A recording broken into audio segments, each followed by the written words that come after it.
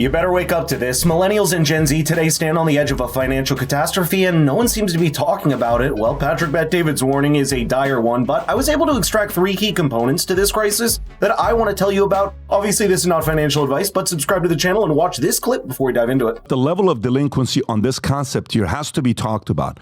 Americans are raking up phantom debt that Wall Street simply can't track. This is a Bloomberg story. So, folks, listen up. Here we go. So the rise of phantom debt is through popular buy now, pay later. You keep hearing about BNPL platforms like Affirm, Klarna, Afterpay, which aren't reported to credit agencies, masks a true picture of American households' financial health. Tim Quinlan of Wells Fargo warns people need to be more awake of the rise of BNPL. BNPL's lack of transparency stems from a dispute between providers and credit bureaus, with BNPL companies resisting data disclosure, arguing it could harm customers' credit scores. Despite this, the market continues to expand, obscuring economists' understanding of consumer spending and debt. BNPL's allure of installment payments attracts consumers, but a Harris Poll survey reveals, ready? Concerning trends, 43% are behind on their buy now, pay later payments, and 28% are delinquent on other debts due to BNPL spending. Insanity. Tom, thoughts on this? Well, first of all, there's a line in here that capitalist I am. BNPL companies resisting data disclosure, arguing it could harm consumer credit scores. It should harm their credit scores if they're already tapped out on their credit cards and BNPL wants to lend them more money. And BNPL companies, they want to make money. They want to loan the money, but they're saying, well, maybe we shouldn't. We don't want to disclose the data. We want to do a soft credit review because it could harm the credit scores. And you know why that is? If you thought credit and lending companies couldn't get any more cunning at getting you to spend money that you don't have, the BNPL platforms have proved that wrong. That's because there's a very important legal loophole that BNPL firms use to circumvent a consumer's credit rating requirements before lending that a traditional credit card company cannot do. And here's why. Under the Federal Trade Commission's Truth in Lending Act, lenders have to disclose all information about the credit product to consumers, but BNPL platforms exploit a loophole by instead falling under the category of merchant financing rather than consumer lenders. That means basically serves as a payment method, and there's not the same terms or interest rates as you'd expect in a credit card. They're like the perfect middle ground between expensive credit debt versus paying in full up front. A study by the Federal Reserve Bank of New York found something else that's startling about this new and growing form of debt. A report from last year reads in part, quote, "We find BNPL users to be overall more financially fragile as measured by the average likelihood of being able to come up with $2,000 the next month in case of an emergency. And since there's no such thing as an interest payment in these installment plans, these companies can lend to consumers with bad credit scores or who are unable to find lines of credit elsewhere. And predictably, these firms became most popular when the public was at its most financially vulnerable, which is during the pandemic. BNPL market size grew rapidly from just $60 billion in 2020 to over $380 billion in 2024, and here's the impact of all that. How many of this is the consumer basically admitting they don't have financial education or discipline? Spent more than I can afford. Find it difficult sticking to a monthly budget. Surprised by how much I owe monthly on BNPL. You couldn't take $500 for a TV, divide by 5 months, and realize that was $100 a month? How do you figure that?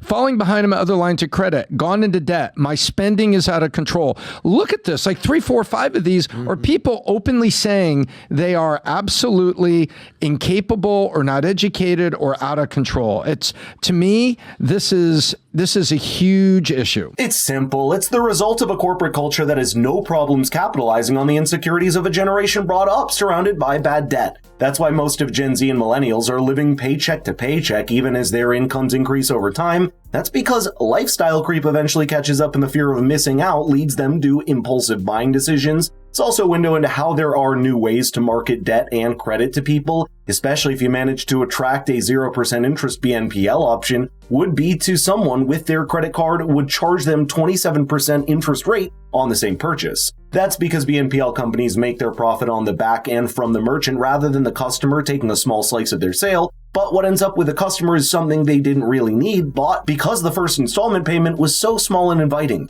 Moreover, these BNPL companies also pay a good amount of money to be listed on the checkout page of online retail giants like Amazon. making their offer even more alluring alongside cash and credit card options. All of this results in more and more debt piling on, leading to a massive erosion of people's ability to meet their financial needs when they really happen. That's because savings for the average American are also very low, with most people unable to even meet a $400 emergency. And that's the crisis which is directly connected to bad debt. Savings rate plunges to lowest since 2005. This is an Axios story. Americans are spending most of what they're earning these days. Okay? The savings rate in October was the lowest since 2005 and the second lowest on the record ever. Let me say that one more time, folks. It's very important, Vinny, for you to hear this. I am. Americans are spending most of what they're earning these days. Do you know how scary that is? The savings rate in October was the lowest since 2005 and the second lowest on record ever. You know, one of the things I always say is there a difference between broke and poor. Poor is, man, you're living in a poor-ass country. You have no opportunities. You are poor. Yep. You know, poor is a horrible mindset, is a horrible situation to be with. Broke is a different thing. Broke is you make 50 grand a year and somehow you can't get by on 50 grand a year. Broke is I make 100 grand a year and somehow I'm living paycheck to paycheck. You see these stats of these millennials, 50% of millennials making 100 grand or more are living paycheck to paycheck. You see these stories and it's like on one hand, I'm like, hey, I hear you. I understand it's tough out there. But on the other hand, I'm like, buddy, you're making 100 grand a year. Figure it though out. Yeah. Now, of course, this isn't a blanket statement on saving, because saving money after a certain point has an opportunity cost, especially considering the inflation. But the real reason that this crisis of emergency funds or savings is seen among people making 100 grand a year is because of a certain consumerist culture that most people today are brought up in. Consumerism, after all, is just the other side of the coin of capitalism. The more that businesses produce, the more it has to be absorbed into the market. And the more consumerist culture is needed to make that happen. A recent survey even reported that nearly half of the parents that take their children to Disneyland take on more debt to do so, usually around $2,000 on average. And that's just a microcosm of the small financial decisions along their life that leaves people unprepared for an actual emergency, which means they just get further into debt when that time arrives, and that spells bad news for a generation that is simply not being taught the right lessons around money and investing. One of those lessons is around buying a house, which is the third factor that is contributing to financial stress for young people today. Percentage of U.S. mortgages considered seriously underwater rises. What? This is not good, right? No. This is not good. So when you're seeing, because nobody thought it was going to happen, now everybody said, oh, this is not going to happen, this is not going to happen, this is not going to happen. Those people went out and they got 6 3/4 and 7% mortgages. Okay, those are expensive. And now those markets went down, and now those markets have gone down, and now those mortgages are underwater, but they're underwater at higher interest rates. Those people, guess what? Those people may not be able to refi, because what do you need to refi, Adam? You need an appraisal. And if you can't get the appraisal to counter the value of your mortgage, then you're going to be stuck with that 7% mortgage while the value of the home has come down. So basically, the spike we saw after COVID, people went out and bought homes, and not a lot of them, because remember, overall home buying was down. But those that did, now that the prices are retreating, those mortgages are underwater. And the amount of equity overall in mortgages, that's an equity-rich mortgage. Oh, my mortgage is only 50% because I have all this equity in my house. That equity is coming down. So we're seeing a moderation in prices, and people are about to get pinched, and they're not going to be able to refi their way out of expensive mortgages. So underwater mortgage means you owe more.